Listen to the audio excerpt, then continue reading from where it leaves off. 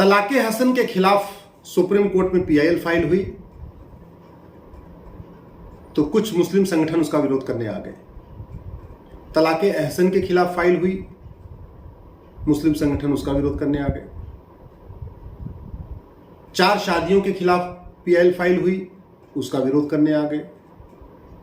हलाला के खिलाफ PIL file हुई, उसके खिलाफ भी आ गए। मुझे समझ में नहीं आ रहा, ये 2-3 मुस्लिम संगठन, खासतौर पे जमीयत उलमा हिंद और मुस्लिम पर्सनल लॉ बोर्ड, जो कहता है कि हम तो मुसलमानों के हितैषी हैं, वो मुसलमानों का हितैषी है या मुस्लिम बहन बेटियों का विरोधी है, ये आप खुद सोचिए। कॉमन सिविल कोड आए चाहे ना आए, हिंदुओं के ऊपर कोई फर्क नहीं पड़ता। हिंदुओं में पहले ही कॉमन सिविल कोड हो चुका है। कॉमन सिविल कोड का मतलब यही होता है ना कि बेटा हो या बेटी अधिकार बराबर हो, बहू हो या बेटा अधिकार बराबर हो, यही बात है। तो कॉमन सिविल कोड नहीं भी आता है तो मुस्लिम बेटियों को, जैन की बेटियों की, बौद्ध की बेटियों को, सिख की बेटियों को बराबर अधिकार मिला हुआ है। उसमें आए चाहे ना आए कोई फर्क नहीं पड़ता। कॉमन सिविल कोड की जरूरत है किसको? कॉमन सिविल कोड की जरूरत हमारी मुस्लिम बेटियों को है। क्यों? क्योंकि 3 तलाक तो भले खत्म हो गया, तलाक़े हसन शुरू हो गया, तलाक़े अहसन शुरू हो गया। इस तलाक़े हसन और तलाक़े अहसन में भी ईमेल के जरिए तलाक हो रहा है, कुरियर के जरिए तलाक हो रहा है, पोस्ट के जरिए तलाक हो रहा है, अंतरदेशी के जरिए तलाक हो रहा है, व्हाट्सएप पे तलाक हो रहा है, एसएमएस पे तलाक हो रहा है।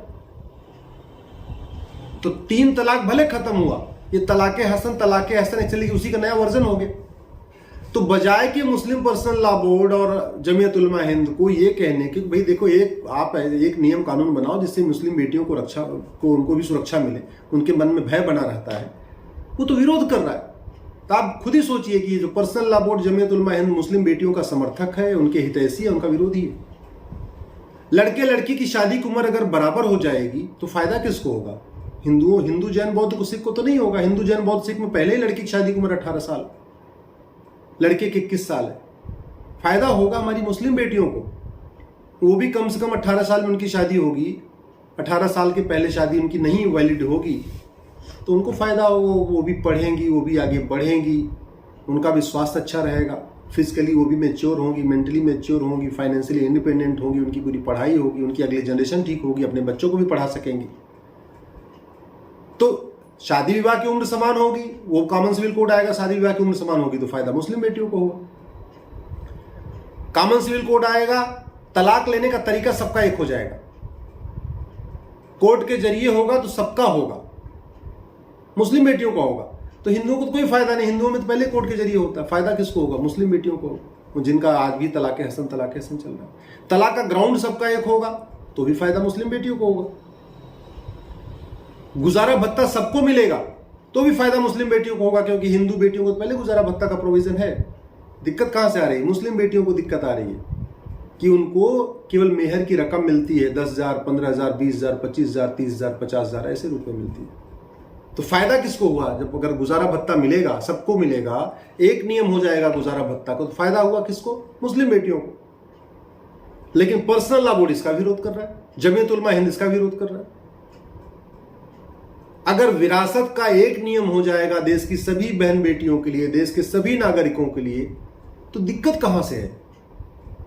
विरासत का अधिकार हमारी मुस्लिम बेटियों को भी बराबर का मिल जाएगा। अभी उनको नहीं मिला हुआ बराबरी का अधिकार, अभी उनको बेटे के बराबर नहीं माना जाता, उनको शौहर के, जो बीबी है उसको शौहर के बराबर नहीं माना जाता, बेटी को बेटे के बराबर नहीं माना जाता। तो अगर विरासत का एक अधिकार, एक नियम होगा तो जितना अधिकार हिंदू बेटी को होगा विरासत का, उतना अधिकार मुस्लिम बेटी को होगा। वसीयत का अधिकार अगर सबके लिए एक नियम हो जाएगा तो जितना अधिकार मुस्लिम बेटी को होगा उतना अधिकार हिंदू बेटी को होगा। तो उसमें आसमान कहां से, कोई आसमान तो नहीं गिर जाएगा, फर्क क्या पड़ता है? अगर गोद लेने का अधिकार, बच्चे के भरण पोषण के लिए एक कानून बन जाएगा तो अच्छा है ना। जितना अधिकार हिंदू की बेटी को, उतना मुस्लिम की बेटी को, उतना पारसी की बेटी को, उतना ईसाई की बेटी को।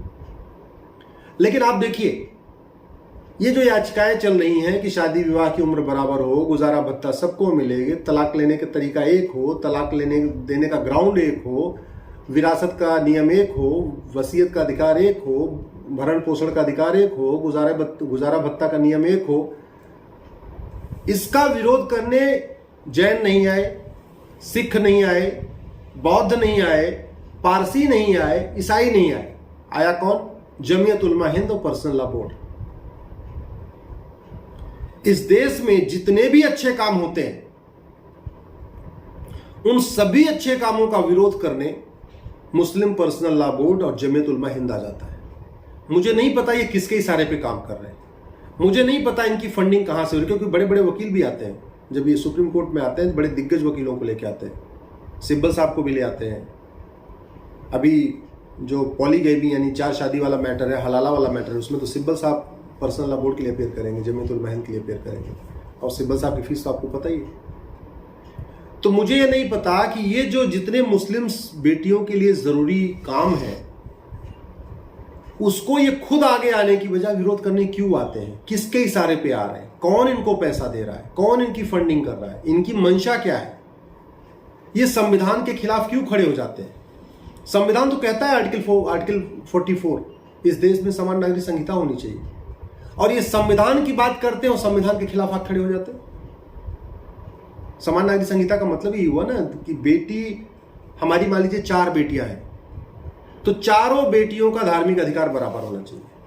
समान नागरिक संहिता का मतलब कि अगर हमारी 4 बेटियों में एक बेटी हिंदू से शादी करे, एक मुस्लिम से करे, एक पारसी से करे, एक ईसाई से करे, वो शादी किसी से करे, उसका अधिकार नहीं बदलना चाहिए। आज की डेट में भी क्या हो रहा है, चूंकि हिंदू के लिए अलग कानून चल रहा है, मुस्लिम के लिए अलग कानून चल रहा है, पारसी के लिए अलग चल रहा है, ईसाई के लिए अलग चल रहा है, तो इसके चक्कर में अगर हमारी बेटी हिंदू से शादी करेगी तो उसके लिए 18 साल का होना जरूरी है। 18 साल से पहले वो किसी हिंदू शादी नहीं कर सकती। लेकिन अगर हमारी बेटी कन्वर्ट हो जाए, मुस्लिम बन जाए, तो किसी मुसलमान से वो 9 साल में भी शादी कर सकती, 10 साल में भी कर सकती, 11 साल में भी कर सकती, 12 साल में भी कर सकती, 15 साल में भी कर सकती। क्यों? संविधान तो ये नहीं कहता। संविधान का मतलब समान विधान, संविधान का मतलब सम्यक विधान, संविधान का मतलब ऐसा विधान जो सबके लिए समान हो, और इसीलिए आर्टिकल 14 कहता है इक्वलिटी बिफोर लॉ, सब लोग समान है, और आर्टिकल 44 कहता है सबके लिए समान नागरिक संहिता। मुझे लगता है कि देश के सभी नागरिकों को और खास तौर पे मुस्लिम बेटियों को यह समझना पड़ेगा कि ये मुस्लिम पर्सनल लॉ बोर्ड और जमीयत उलमा हिंद जो अपने आप को मुसलमानों का हितैषी बता रहा है, वो कितना खतरनाक खेल खेल रहा है मुस्लिम बहन बेटियों के खिलाफ। मुझे नहीं पता वो किस देश के इशारे पे ऐसा खेल खेल रहा है, किसके इशारे पे ऐसा खेल रहा है, कौन उसको फंडिंग कर रहा है। लेकिन एक बात तो तय है, वो नहीं चाहता है जमीयत उलमा हिंद और पर्सनल लॉ बोर्ड कि देश की मुस्लिम बहन बेटियों को भी वो सारे अधिकार मिल जाएं जो हिंदुओं की बहन बेटियों को मिले।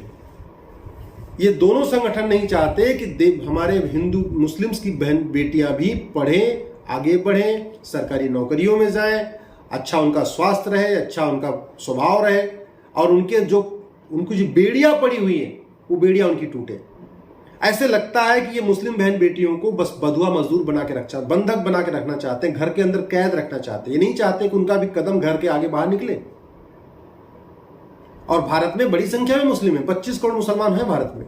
25 करोड़ मुसलमान का मतलब 12.5 करोड़ तो महिलाएं हैं ना, 50-50 है ऑलमोस्ट मान लीजिए। तो 12.5 करोड़ बहन बेटियों के साथ 12.5 करोड़ तो पाकिस्तान की पॉपुलेशन है। इसका मतलब जितनी पाकिस्तान की पॉपुलेशन है उतने भारत में मुस्लिम बेटियां और बहन बेटियां रहती हैं। तो ये जो संगठन है, इनको आप समझिए, इनको आप पहचानिए। समान नागरिक संहिता देश की मुस्लिम बहन बेटियों के लिए बहुत जरूरी है। हिंदुओं की बहन बेटियों के लिए समान नागरिक संहिता की जरूरत नहीं है। लेकिन दुख इस बात का है कि मैं इसको जब सुप्रीम कोर्ट में लड़ाई इसकी लड़ रहा हूं तो मुझे मुस्लिम विरोधी कहा जाता है, जबकि एक्चुअल में समान नागरिक संहिता की जरूरत तो मुस्लिम बहन बेटियों को है। और ये संगठन, इनको तो खुद आगे आना चाहिए था, सरकार से कहना चाहिए था आप समान नागरिक संहिता लागू करो, हमारी बेटियों को इक्वल राइट नहीं मिल रहा है। उल्टा ये तो विरोध कर रहे हैं, हर चीज का विरोध कर रहे हैं। मैंने कहा लड़के लड़की की शादी की उम्र बराबर होना चाहिए, ये विरोध कर रहे हैं सुप्रीम कोर्ट में। मेरी दूसरी याचिका है गुजारा भत्ता सबको मिले, मुस्लिम बहन बेटियों को भी मिलना चाहिए, ये दोनों संगठन मेरी पीआईएल का विरोध कर रहे हैं। मेरी तीसरी पीआईएल है गोद लेने का अधिकार और भरण पोषण का अधिकार हमारी सभी बेटियों को बराबर मिलना चाहिए, ये दोनों संगठन विरोध कर रहे हैं। मैंने कहा कि भाई ये तलाक लेने का तरीका और तलाक की प्रक्रिया एक होनी चाहिए, personal law board Jamiat Ulama Hind विरोध कर रहे हैं।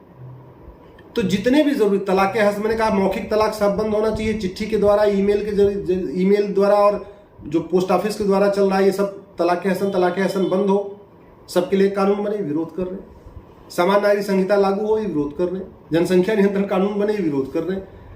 तो ये हमारे देश की शायद बहन बेटियों को समझने की जरूरत है। मैं तो सबको समझने की जरूरत है, खासतौर पर मुस्लिम बहन बेटियों को समझने की जरूरत है कि ये संगठन किस तरीके से उनके हितों के खिलाफ, उनके भविष्य के साथ खिलवाड़ कर रहे हैं। आपको अगर मेरी ये बात ठीक लगी हो तो इस वीडियो को अधिक से अधिक शेयर करिएगा। सोशल मीडिया में, व्हाट्सएप पे, फेसबुक पे, ट्विटर पे, जहाँ जहाँ आप शेयर कर सकते हैं शेयर करिएगा। जय हिंद, जय भारत।